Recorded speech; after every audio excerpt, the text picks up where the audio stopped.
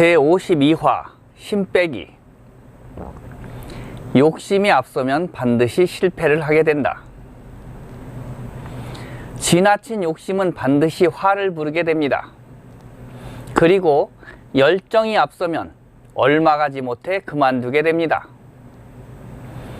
마라톤을 하면서 처음부터 전력 질주를 하면 반드시 1000m도 못 가고 주저앉게 됩니다. 세상의 모든 일은 시간이라는 것이 필요합니다. 그러나 대부분의 바보들은 항상 속성으로 무엇인가를 얻는 것을 좋아합니다. 그래서 그들은 지름길을 찾고 묘수를 찾으려 합니다.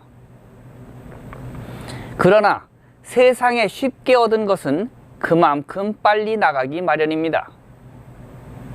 수많은 사기꾼들이 더 빠른 묘수가 있다고 현혹하면서 바보들을 속입니다. 그러나 빠른 길을 가려고 힘을 주면 줄수록 반드시 무리가 오게 되고 실패를 하게 됩니다. 칼을 잘 가는 것도 무리해서 힘을 쓰면 헛되이 숫돌과 칼날만 닳게 합니다. 자신이 칼을 가는 각도가 정확하다면 힘을 빼고 꾸준히 갈아야 합니다. 그렇게 갈면 칼날도 상하지 않고 숫돌도 마모가 적게 듭니다. 그것은 비단 칼을 가는 것만 그런 것이 아닙니다. 애국어를 처음 공부를 하면 속성 광고에 속기 쉽습니다.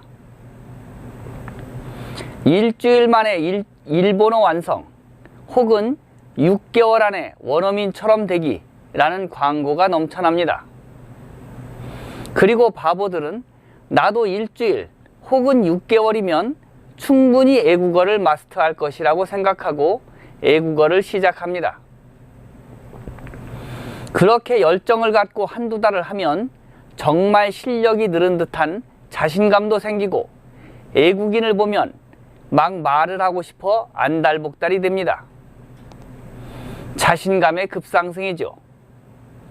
그것은 마치 태권도 빨간띠를 따면 눈에 뵈는 것이 없이 싸우고 싶어 안달복달하는 것과 같습니다.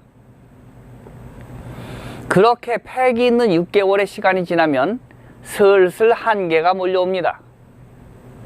1년을 해도 2년을 해도 별반 진전이 보이지 않습니다. 분명히 1년만 하면 혹은 2년만 하면 애국인처럼 말하고 듣고를 할 수 있을 줄 알았는데 늘 실력은 6개월 전의 실력과 다를 것이 없습니다. 그래서 다시 지금까지의 방식을 버리고 또 다른 속성 방법을 찾아서 시작합니다. 그렇게 방법만을 바꾸고 또 바꾸고 결국 애국어는 늘 제자리지만 공부하는 방법은 최고의 스승이 되어갑니다.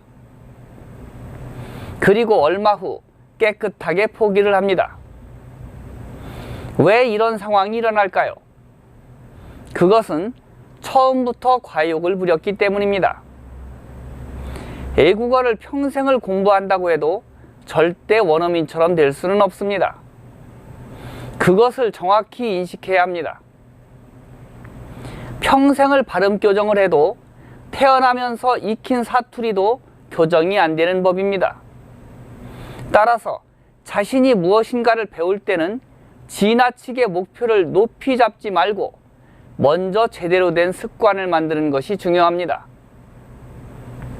하루에 한 문장씩이라도 꾸준히 공부를 하는 습관을 만드는 것이 열정을 갖는 것보다 더 중요합니다.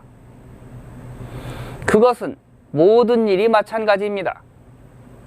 자신이 하고자 하는 일에서 목표를 버리고 꾸준히 좋은 습관을 만들고 유지하다 보면 언젠가는 실력이 향상되는 날이 옵니다. 어떤 무사가 검술을 배우려고 스승을 찾아가 검술의 달인이 되려면 얼마나 걸리냐고 물었답니다. 스승은 3년이면 될 것이라고 했답니다. 무사는 조바심이 나서 제가 열심히 수련하면 얼마나 걸릴까요? 하고 물었더니 스승은 열심히 한다면 6년이 걸릴 것이라고 했답니다. 그래서 무사는 죽기 살기로 노력하면 얼마나 더 단축할 수 있을까요? 했더니 스승은 60년이 걸릴 것이라고 했답니다. 무사는 왜 열심히 노력하는데도 시간이 더 걸립니까? 하고 묻자 당신은 이미 목표에 눈이 멀어 있기 때문에 아무리 노력해도 진전이 없을 것이라고 했답니다. 혹시 목표에 눈이 멀어 힘을 너무 주고 있지 않으십니까? 아니면 지름길을 찾으며 방황하고 계십니까? 무엇을 한다는 것은 반드시 최고가 될 필요도 없고 될 수도 없습니다. 어제보다 나은 자신으로 충분한 것입니다. 오늘 좋은 습관을 갖고 그것을 실천했다면 반드시 어제보다 나은 자신이 됩니다. 그것으로 충분한 것입니다.